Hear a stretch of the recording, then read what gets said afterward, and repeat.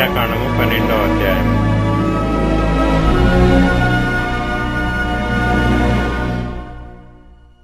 మోషే కూషు దేశపు స్త్రీని పెండ్లి చేసుకొని ఉండెను గనుక అతడు పెండ్లి చేసుకొనిన ఆ స్త్రీని బట్టి మిరియాము అహరోనులు అతనికి విరోధముగా మాట్లాడిరి. వారు, మోషే చేత మాత్రమే యెహోవా పలికించినా ఆయన మా చేతను పలికింపలేదా అని చెప్పుకొనగా యెహోవా ఆ మాట వినెను. మోషే భూమి మీదనున్న వారందరిలో మిక్కిలి సాత్వికుడు. యెహోవా, మీరు ముగ్గురు ప్రత్యక్షపు గుడారమునకు రండని హఠాత్తుగా మోషే అహరోనును మిరియాములకు ఆజ్ఞనిచ్చెను.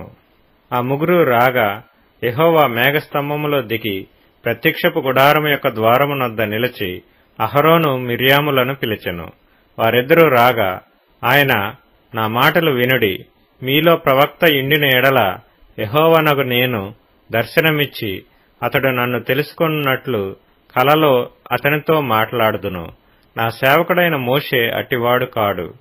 అతడు నా ఇల్లంతటిలో నమ్మకమైనవాడు. నేను గూఢభావములతో కాదు, దర్శనమిచ్చి ముఖాముఖిగా అతనితో మాట్లాడుదును. అతడు యెహోవా స్వరూపమును నిదానించి చూచును. కాబట్టి నా సేవకుడైన మోషేకు విరోధముగా మాట్లాడుటకు మీరేల భయపడలేదనెను.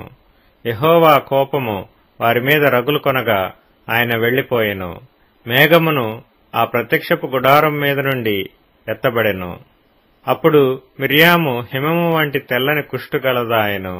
అహరోను మిరియాము వైపు చూచినప్పుడు ఆమె కుష్టు గలదిగా కనబడెను. అహరోను, అయ్యో నా ప్రభువా, మేము అవివేకులము, పాపులమైన మేము చేసిన ఈ పాపమును మా మీద మోపవద్దు.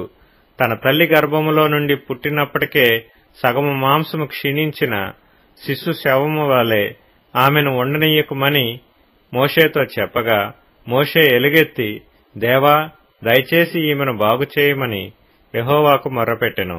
అప్పుడు యెహోవా మోషేతో, ఆమె తండ్రి ఆమె ముఖము మీద ఉమ్మి వేసిన ఎడల ఆమె 7 దినములు సిగ్గుపడును గదా.